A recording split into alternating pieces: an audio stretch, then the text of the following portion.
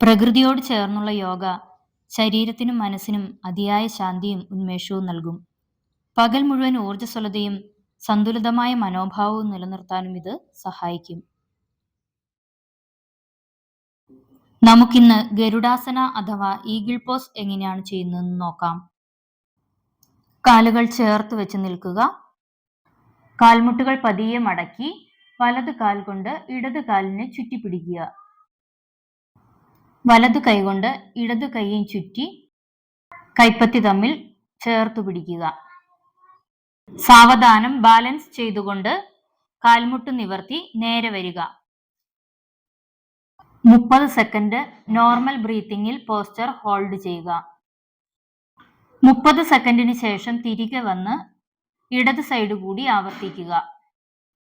ഗരുഡാസന practice ചെയ്യുന്നതിലൂടെ ശരീരത്തിന്റെ balance മെച്ചപ്പെടുകയും ഏകാഗ്രത വർദ്ധിക്കുകയും ചെയ്യുന്നു.